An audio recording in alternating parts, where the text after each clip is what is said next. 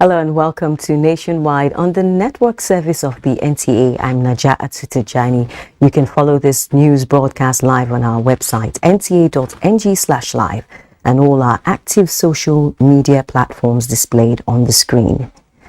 Ahead of the formal opening of the general debate at the 77th session of the United Nations General Assembly on Tuesday in New York, President Muhammadu Buhari has convened a strategic meeting with key members of the Nigerian delegation towards achieving a successful outing. State House correspondent Adamu Sambo has details. A watershed moment, transformative solutions to interlocking challenges is the focus of this year's General Assembly. National statements by heads of state and government and subsequent debate at plenary will, amongst others, center on the war in Ukraine, the energy crisis, climate action, ending the COVID-19 pandemic, and transforming education. For President Muhammadu Buhari, who is taking the floor on Wednesday, August 77, is certainly his last outing as elected leader of Nigeria. This meeting, attended by key government officials on his entourage, is therefore aimed at fine-tuning strategies towards making his address to the world leaders the most memorable and impactful. I'm sure that in a way he will be saying goodbye to the assembly, and of course that will be tied to the general election. So he is going to reiterate the fact that the elections in Nigeria are going to be peaceful, are going to be free, are going to be fair. It's an opportunity for the president to bring forth Nigerian issues which have global implications, and to also address global issues that have Nigerian implications. There is no greater platform than the United Nations General Assembly. It's a global platform, and the president is going to make the best use of it to look at issues as they affect Nigeria, global issues as they affect Nigeria, and Nigerian issues as they have global implications. The Nigerian leader is also expected to participate in high-level meetings and side events, including the Nigeria International Economic Partnership Forum, convened by the federal government of Nigeria in partnership with the Agribusiness Roundtable. This is to open up Nigeria's economy to international capital and attract the desired foreign direct investment. Nigeria has vast opportunities, but there are challenges which have been hindering and hampering those opportunities. So this is a platform for Nigeria to then talk to global CEOs, business leaders, and tell them these and these and these are the things you can do with our country. So it's an opportunity for Nigeria to make a good harvest. The president will also attend other key events on a practical approach to sustainable solutions organized by the Ministry of Humanitarian Affairs, Disaster Management and Social Development, as well as the EFCC NEPAD program on combating illicit financial flows. The Nigerian leader is also scheduled to hold strategic bilateral engagements with world leaders, renowned investors, and heads of multinational organizations before departing New York. From New York, Adamu Sambo, NTA News. Meanwhile, on Friday, 23rd September 2022, President Muhammadu Buhari will also launch Nigeria's Integrated National Financing Framework, INFF, for sustainable development on the margins of the 77th session of the United Nations General Assembly in New York. Proposed within the broader Addis Ababa Action Agenda, the Integrated National Financing Framework is a planning and delivery tool to finance sustainable development at the national level. The INFF will help policymakers lay out a strategy to increase investments for sustainable development, manage financial and non-financial risks, and ultimately achieve sustainable development priorities. While a country's national development plan spells out what needs to be financed, the INFF shows how it will be financed and implemented. For Nigeria, the INFF is also expected to help in the recovery of the effects of COVID-19, as well as help address lack of an integrated approach to financing SDGs, which has been a key challenge to meeting the financing requirements, estimated at more than $100 billion over the next 10 years. President of the 77th session of the United Nations General Assembly, Saba Korosi, has challenged global civil society organizations, private sector and member states to deliver on promises made towards the actualization of the 17 Sustainable Development Goals. Saba Korosi gave the charge at the SDGs Moment in New York. Adebola Brookslyn reports. The SDGs Moment was scheduled to spotlight the deepening cost of living crisis, which places huge burden on the advancement of sustainable development goals, especially in developing countries. We should also renew our multilateral commitment. President of the General Assembly, Chaba Korosi, says the moment provides world leaders with a platform to showcase the bold action and solutions that are needed to set the world on course towards achieving the set goals. We must make progress on understanding the value of GDP and capitalize on the political momentum to go beyond it. The 17 global goals are the to-do list. They must be the to-do list of all leaders in this room. The UN scribe said each peril is pushing the Sustainable Development Goals further out of reach. Governments need to invest like never before in the health, education, and well-being of all people, including refugees and migrants. We need expanded universal social protection to protect people against economic shocks while boosting job creation, especially in the digital, care and green economies.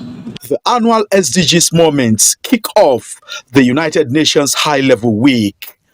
Adebola Brookslyn, NTA News. And from President Chaba Korosi to our own President Muhammadu Buhari, who has transmitted the 2023-2025 Medium-Term Expenditure Framework and Fiscal Strategy Paper to the Senate for approval. The request was first as the Senate reconvened from its 2 months annual recess. President Buhari in the letter implored the legislators to give expeditious consideration to the MTEF and FSP to pave way for the presentation and consideration of the 2023 Appropriations Bill so as to ensure the sustenance of the January to December budget cycle. And national planning to take a number of measures designed to improve the fiscal condition of the federal government over the medium term. Some of these measures require the Honorable Minister of Finance, Budget and National Planning to work collaboratively with the relevant committees of the National Assembly, and I hereby seek your support for such efforts. President of the Senate, Ahmed Lawan, welcomed his colleagues and reminded them of the need for more commitment to national issues, especially security challenges, as he announced that the confirmation of the active Chief Justice of Nigeria, Justice Olukayode Ariwola, will be considered on Wednesday. The Speaker, House of Representatives, Femi Gbajabiamila, is advocating complete reform of tertiary education system in Nigeria, as the current framework of government-sponsored tertiary education is no longer working as intended. In his address, welcoming House members from the annual recess. The Speaker said the House will intervene in the extended face-off between the Academic Staff Union of Universities and the federal government in order to resolve disagreements over conditions of service of staff and funding of universities in general. Our agenda is to explore whatever options there are for Parliament to help resolve the present crisis so that our children can return to school. It is long established that access to education, more than anything else, is key to unlocking prosperity and improving social mobility outcomes in any society. And we all agree that government has a role in ensuring that our nation's young people get a quality education that allows them to compete and thrive in the 21st century knowledge economy. House members are for the first time holding plenary in the temporary chamber due to ongoing renovation of the Green Chamber. Now, ECOWAS member states are expected to adopt a unified security sector reform and governance in tackling terrorism and violent extremism in the West African sub-region. This is a part of recommendations by security experts and foreign partners at a capacity development workshop for stakeholders in the security sector. Salwa Khalil Ibrahim reports. On the political unrest in Guinea-Bissau, to issues of human trafficking in the Gulf of Guinea, another part of Africa, telling negatively on the governance and security. In all of these, ECOWAS faces the brunt of it. Not to leave the whole burden on ECOWAS, the European Union, German government and its partners are taking the lead in strengthening the capacity of ECOWAS member states to be able to tackle new and emerging security threats in the sub-region. It's a way to contribute to the democratization progress in ECOWAS member states by encouraging security institutions to comply with democratic governance principles, which, it almost goes without saying, is accountability, transparency, and the rule of law. We can't speak of development when there's no peace, and we can't have peace when there is no purposeful strategy to make that peace happen. ECOWAS, security sector, policy frameworks provides us that key. For Nigeria, the commitment is renewed and ready to partner to achieve more successes. And curbing these negative phenomena would indeed go a long way towards entrenching a sustainable development in our region. These stakeholders will be brainstorming on ideas that will translate to practical action of reforming the security architecture of the West African sub-region. Salwa Khalil, NTA News. The Office of the National Security Advisor, the Alumni Association of the National Defense College and partners have expressed concern over the increase in cases of cultism, money ritual, drug trafficking and other vices which have turned secondary schools into crime fields. They are therefore engaging 400 students in 15 secondary schools in the FCT on the dangers of such vices among youth.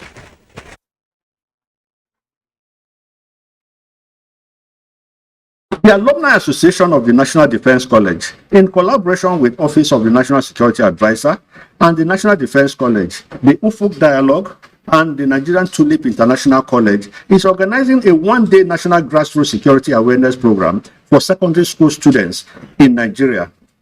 This is to help to address some of the major issues. It is aimed at enhancing peace, patriotism, national consciousness. The event is expected to be carried out across the 36 states and coincides with the International Day of Peace coming up on the 21st of September 2022. Meanwhile, Katsina State Government has trained 600 additional volunteers and members of the vigilante group to complement efforts of security in confronting terrorists and other criminal elements in their hideouts. Awal Haluru reports that this brings the total number of those trained to 1,100 in the state. This was the graduation ceremony for the 600 members of the Vigilante group after receiving training in various aspects of security within communities. This includes handling of weapons and responding to insecurity situations. Katsina State government says a substantial amount is being spent to support security agencies in carrying out their operations in the state. I have no doubt in my mind that the days to come would be bloody for the bandits. And believe me, in this type of situation, there is no going back. The training program, which is under the Office of Special Advisor on Security, Ibrahim Ahmed Katsina, was aimed at enhancing community policing. Our people must live before they observe human rights. Since bandits have no rules of engagement, we will no longer sit down and be docile to allow people to be killed like animals. The trained volunteers, who include members of the religious groups, expressed determination to achieving the desired objectives. Awal Halaru, NTA News. Still on security, schools have resumed for another academic session and the issue of security is still on the front burner. This informed the Nigerian Army Officers' Wives Association NAOA to train teachers in schools on security measures for the safety of students. The capacity development training with the theme Creativity in Teaching, Learning and Safety had participants from NAOA nursery, primary and secondary schools. We're creating awareness among the teachers and the students, you understand, which will be cascaded to the student. Not only that, proprietors of school of this magnitude are supposed to ensure there are security gadgets put in the school, you understand, and the security in the gate are also there to ensure that whoever is coming to school has a reason to come in and is identified. To have an effective teacher, training and retraining is very important. So since coming on board, we've developed what they call the NAOA Staff Development Workshop Series. And this is the 6th training they are receiving since we started this workshop series. And it's all aimed at making them better teachers and effective teachers. Various speakers at the training session note that with the increase in technological and infrastructural development, it has become imperative for teachers to bring creativity into their daily activities to achieve the desired goals and ensure that schools are safe and conducive environments. The need to be safety conscious, considering the poorer security system in some schools, was also discussed. A gas pipeline operated by the Nigerian Agip Oil Company has exploded at the Bayelsa Palm Axis in Yenagoa.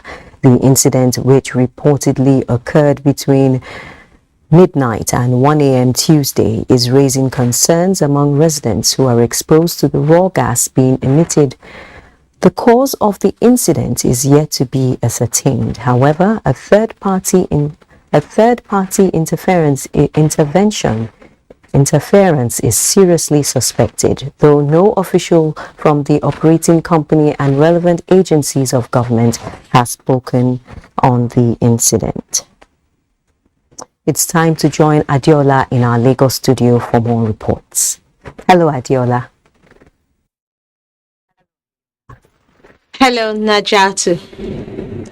The National Drug Law Enforcement Agency, NDLEA, has seized the largest consignment of hard substances weighing more than 1.8 tons with street value of 194 billion naira. Linda Naka reports that the operation led to the arrest of 4 drug barons and a foreign accomplice. The searchlight of the National Drug Law Enforcement Agency on the arrest of these suspects who specialized in trafficking cocaine commenced since 2018. The cartel, suspected to be members of an international drug syndicate, was rounded up at a warehouse in the Ikorodu area of the state through a well-coordinated and intelligence operation that lasted 2 days.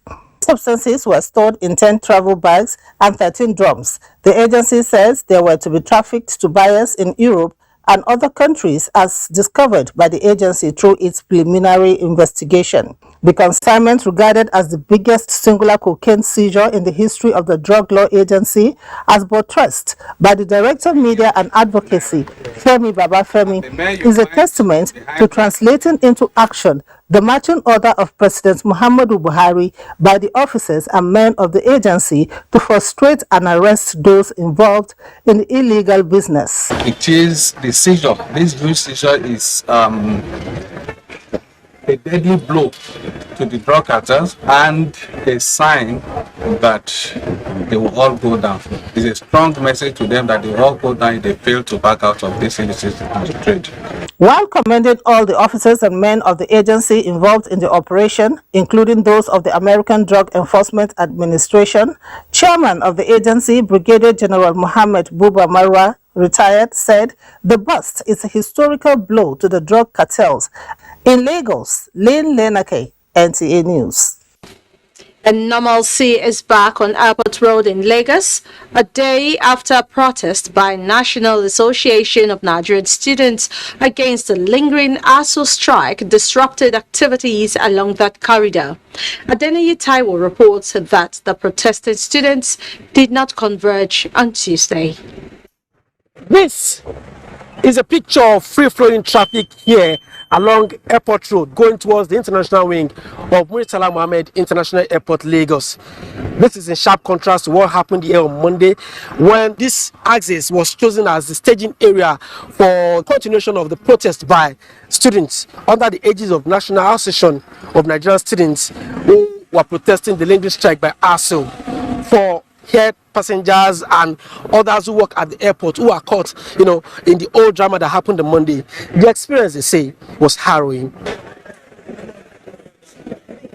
The domestic and international wings of the airport are busy as usual with air passengers trying to check in, while it was difficult to identify those who had to reschedule their flights because of the disruption on Monday. What is common to most of them, including the likes of Mrs. Balogun, a Dublin-bound passenger, is a shared concern to get to the airport very early. I saw this thing on social media yesterday that the students were protesting or something, and people's flights were disrupted. So I had to come pretty early. I regard myself as lucky because I woke up very early, left my hotel room very early, just in order to ensure that I beat the time, because I know they cannot mobilize at 5 a.m. Hilary Dikocha works as an agent at the airport but was forced to return home on Monday. His recollection of the gridlock arising from the protest is not particularly cheering. A lot of people are carrying their baggages, trying to meet up their flight time. So some people use their leg running to meet up so that they catch up their flight. For now, it is uncertain whether the protesting students have sheathed their sword or relocated elsewhere in their bid to have academic activities resume at universities. In Lagos, Adeniyi Taiwo, NTA News. Those are the contributions from Lagos for now, but do not forget to follow this news broadcast live on our website at nta.ng/live and on our other social media handles displayed on your screen for updates. Nationwide will continue with Suleiman in Kaduna after this time out. To stay with us.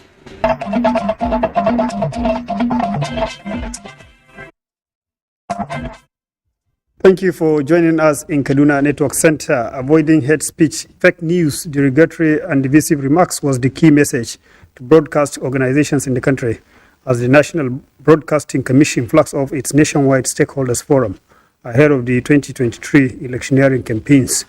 The maiden edition of the forum took off in Kano with heads of media organizations from parts of Northwest and Northeast zones in attendance. Abdullahi Mustafa has the report. Primaries are over across all political parties in the country. Most of the political parties have already started to warm up ahead of the commencement of electioneering campaigns. Electronic media are a key platform being used by politicians to talk to the electorate. The Commission expects broadcasters to give equal access and opportunity to all political players, digital political parties, and candidates. The DG is addressing heads of broadcast media organizations in states under the Commission's Kaduna, Maiduguri, and Sokoto zonal offices. Adherence to the rules by observing the do's and don'ts of the amended Electoral Act is what the Stakeholders Forum aims to achieve. It was therefore captioned towards a fair and responsible broadcast coverage of the 2023 general elections, a multi-stakeholder dialogue. The Nigerian Broadcasting Code, the Electoral Act 2022, and other excellent laws must be obeyed and followed religiously. I want also to declare that measures are put in place to ensure peaceful campaigns devoid of surgery. Governor Ganduje enjoined the media and players in the political arena to help towards ensuring another peaceful civilian transition in the country. In Kano, Abdullahi Mustafa, NTA News.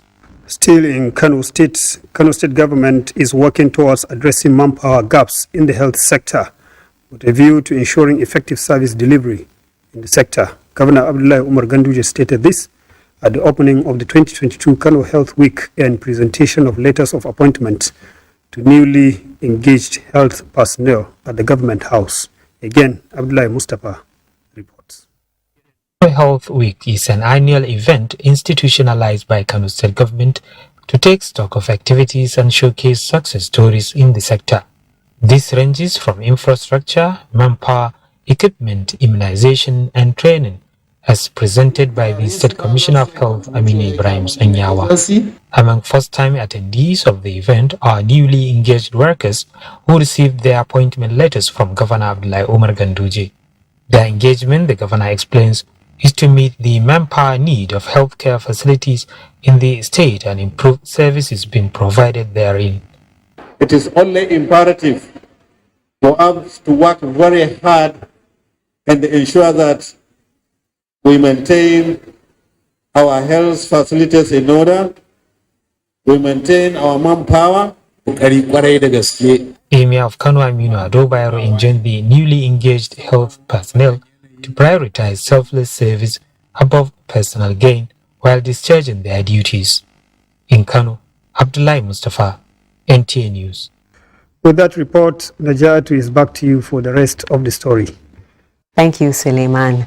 We're talking legal matters now, and more than 300 cases of misconduct by legal practitioners across Nigeria are currently being determined by the newly constituted Legal Practitioners Disciplinary Committee following the resumption of sitting this week in Abuja by the committee after a break of about 1 year. Femi Okewu reports. The Legal Practitioners Disciplinary Committee is an integral part of legal practice in Nigeria and has been in existence under the body of benchers for decades now. However, its credibility and effectiveness have fluctuated over the years, with some analysts applauding its performance at some time as being responsible for putting legal practitioners on their toes, but criticizing it at other times as becoming a forum for soft landing for lawyers found to have engaged in misconduct. These conflicting positions came to a climax about a year ago, leading to the resignation of the then chairman of the committee, along with about 4 other members of the panel. Now, with the resolution of various outstanding issues, the Legal Practitioners Disciplinary Committee has a new chairman. He is Justice Ishak Bello, a retired Chief Judge of the FCT High Court. He leads about 12 other members composed of eminent judges and legal practitioners, all of whom will be constituted into panels for the purpose of their sittings. Lawyers in the legal profession, there are conducts that are proscribed, in other words, prohibited, because they impinge not only on the integrity of the profession, but also the system of justice delivery. So we are here to inculcate the discipline, the observance of the standard recognized by the legal profession, and we'll do our best. The resumed sitting, which will run day by day for 2 consecutive weeks at the first instance, is already determining some of the over 300 cases of misconduct by legal practitioners from across Nigeria. In Abuja, Femi Okeowo, NTA News. The Minister of State, Niger Delta Affairs, Sharon Ikazo, has commended the greenhouse vegetable technology, which has seen Akwa Ibom State produce a variety of vegetables for consumption, while calling for a replication of greenhouse farming in other states of the Niger Delta. This was during a visit to the farm in Uyo, from where Evelyn Badu-Ekmo reports. The greenhouse vegetable farm technology is one innovation that has aided in the possible cultivation of assorted vegetables in Akwa Ibom State. Few years into its existence, the continuous cultivation of vegetable production, including peppers, cucumbers, onions, among others, in large quantities, is attracting traders within and outside the state. Impressed with the variety of tomatoes I've seen and the variety of pepper they have and the cucumber. So I'm hoping that they can upscale this project to same, because with this, we'll create jobs for our people. And we have an agricultural value chain. I heard you asking them about the offtake. They can't even meet local demand. But we want them to go beyond local demand to export as well. We used to buy tomatoes from the north, but now we grow them in Akwa Ibom. And tomatoes, not only tomatoes, we have cucumbers and we have pepper, the popular Ntuenudum. We trust that in the nearest future we're going to have expansion, so we can have so much more. The state-owned farm produces large baskets of assorted vegetables daily. In Uyo, Evelyn Badu-Ekmo, NTA News. Great news for the entertainment industry. Nigeria and Netflix have commenced talks geared towards stepping up the growth of the creative industry, as well as attracting investment. The move is the outcome of a meeting between the Minister of Information and Culture, Lai Mohammed, and a delegation from Netflix. Anthony Forson reports.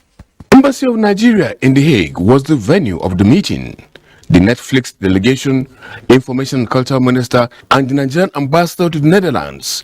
Discussion with Netflix, a streaming service that offers a wide variety of award-winning TV shows, movies, documentaries, and many more, is tied towards supporting the creative industry in Nigeria. During the presentation, there were 150 films of Nigerian, from Nigeria that are today showing on the streaming service of Netflix, and I was glad to hear that our films are very popular and are the favorites in many African countries. So this collaboration will only deepen the industry.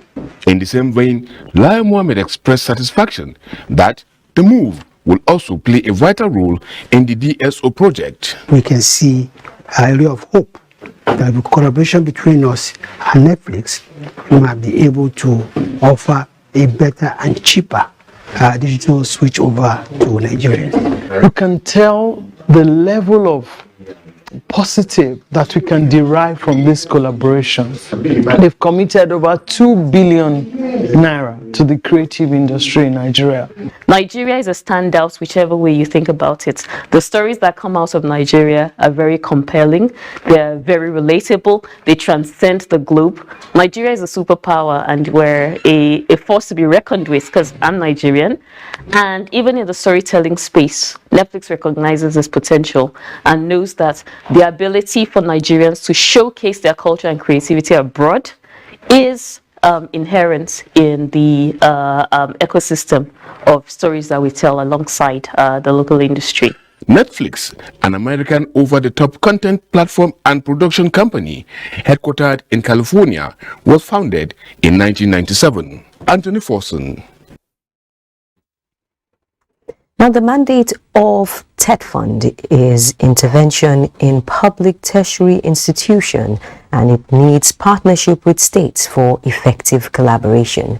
This is the view of Anambra State Governor Professor Charles Soludo, who visited TED Fund's headquarters in Abuja, adding that synergy in education will make the desired development which the country requires.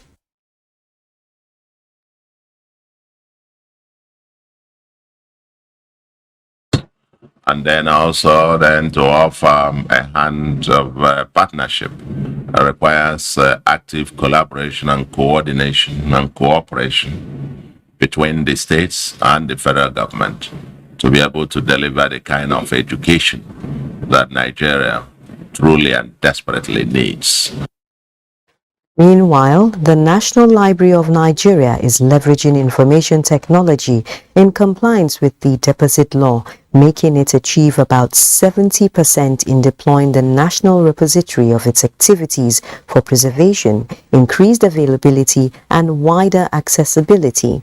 This was at the organization's briefing to the media to mark 1 year in office. In addition to upgrading the virtual library, the feat is to provide the reading public anywhere in the world access to its operations and services.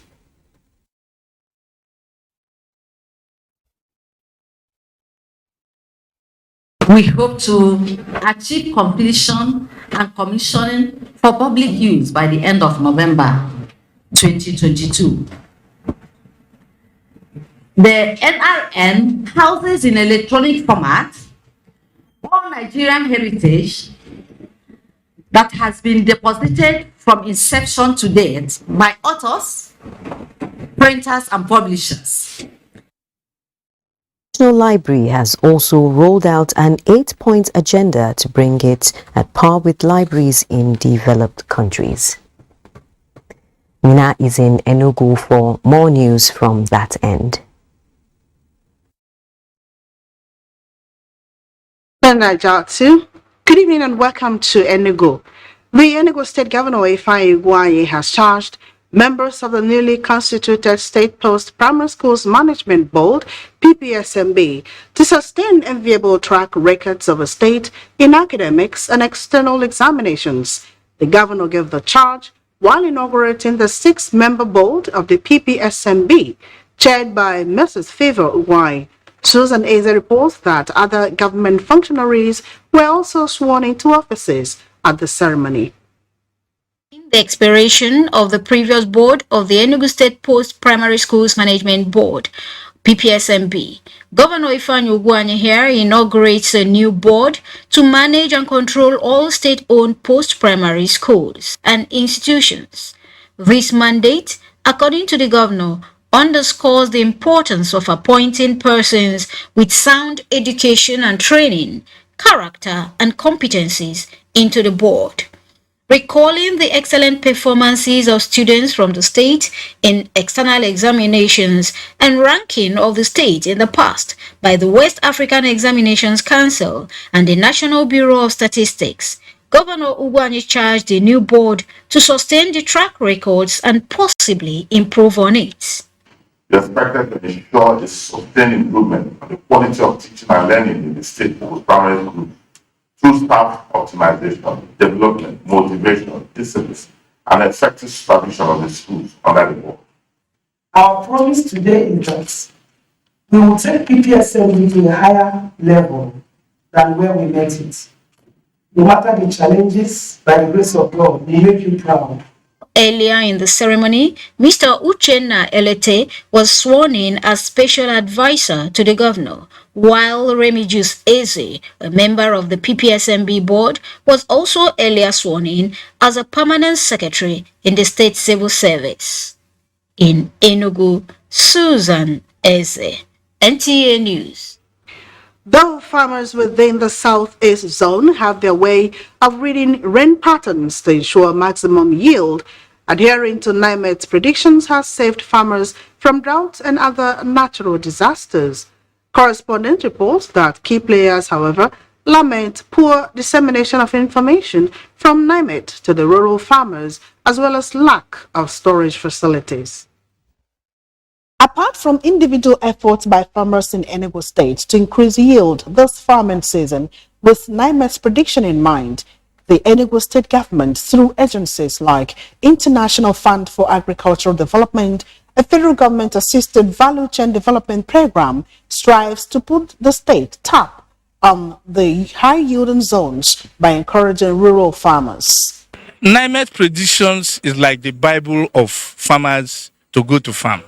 If NIMET predicts early rainfall, that means farmers have to catch up and plant early. In a telephone conversation with Chairman All Farmers Association Enugu State, Romanus Eze, who posited that though farmers within the zone have their own natural way of reading rain patterns, NIMET's predictions, however, come as added security as it guides them on when to start cultivation and planting to avoid drought. He said Enugu State recorded minimal natural disaster this year because of adherence to NIMET's predictions. According to him, corn, cucumber, okra, vegetables, and other food crops enjoyed massive yields this year. Market availability has been a very good incentive. There has been a lot of rural roads in Enugu State. The present administration demonstrated a lot of interest in development of the rural areas. They, however, lament low yam yield this year as early planters are already harvesting without smiles. They call on government and all stakeholders to help provide storage facilities for rural farmers to make bumper harvests in subsequent years. In Enugu, Minna Adobe Cobra. Remember, you can follow this news broadcast live on our social media handle. Twitter is at NTA News Now. Our Facebook page is at NTA Network News and our YouTube channel at NTA Live. We will take another break here. Nationwide will continue with Susan in Markady after this break.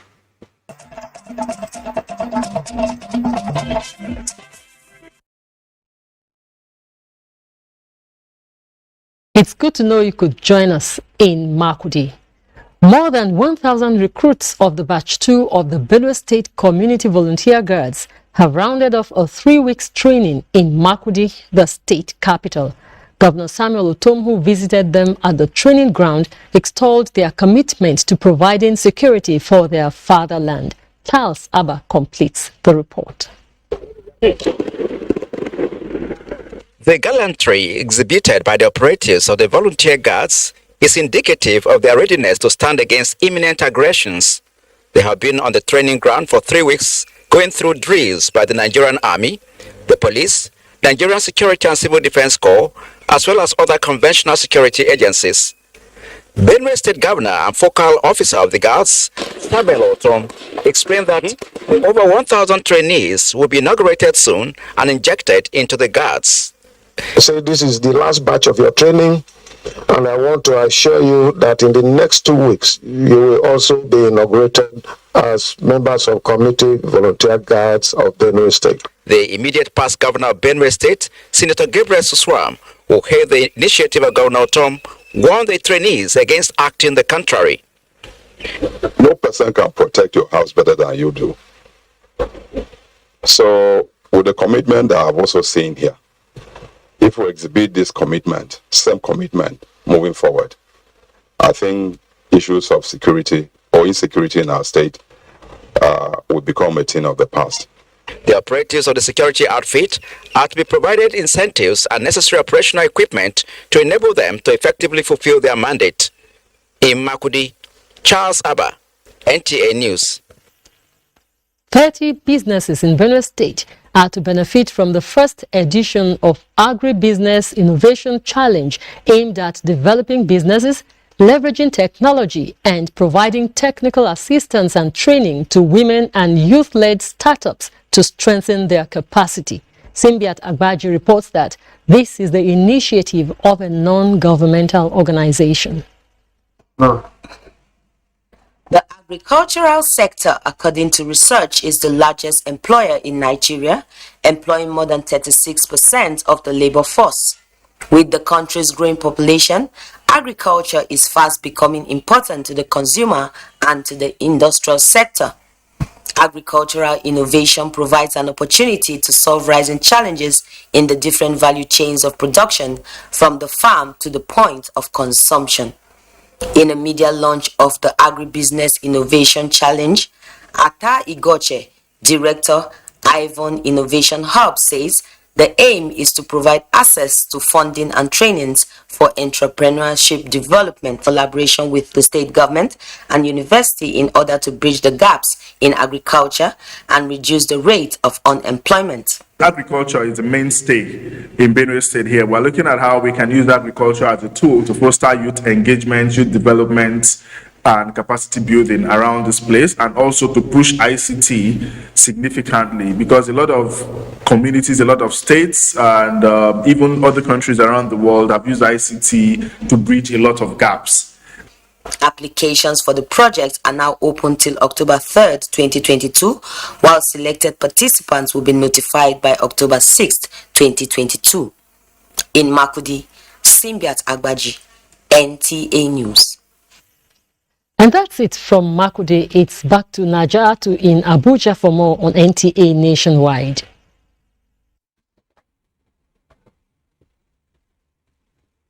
Thank you, Susan. Many people in communities in Taraba State along rivers Taraba and Benue have been displaced and are counting their losses as their homes, farmlands and other valuables have been submerged as a result of flooding. Mohammed Sambo reports that the affected communities have called on government and public-spirited individuals to come to their aid. The Nigerian Meteorological Agency's warning early this year on possible flooding of communities in Taraba State has come to pass. Worst hit are riverine communities in Gasol, Ardokola, Ibbi, Karemlamido, Lau, and Wukari local government areas. Canoes are now the main forms of transportation in these areas, as the flood victims are taking refuge in makeshift structures, some of which they are constructing themselves. Kunzo kungani, bachi, basha. Sannan gida wurin kwana accommodation ya rushe. A taimaka mana da abinci da kuma zanuwa. Lalle akwai wanda muka yi asara gonakin fiye da yadda ke zamani. Mu dai sai ta Allah kawai, sai kuma gwamnati. Muna roƙonsa ya taimaka mana. This situation has prompted caretaker chairman Gasol Local Government Council Dan Asali Mohammed Bello Biru and member representing Gasol 1 in the State House of Assembly Abbas Umar Kaura Sendirde to visit some of the affected communities. What they needed is food shelter, clothing, and medical facilities. The state government, the federal government, and non-governmental organizations to come to our aid. Caretaker Chairman Arrokola Local Government Council Ismail Zakari, who visited the affected communities in his domain, pledged government's swift response to the affected persons. For now, the flood victims are waiting and hoping for relief materials. Mohammed Sambo, NTA News. NTA will definitely keep you updated. It's time now to join our sports desk.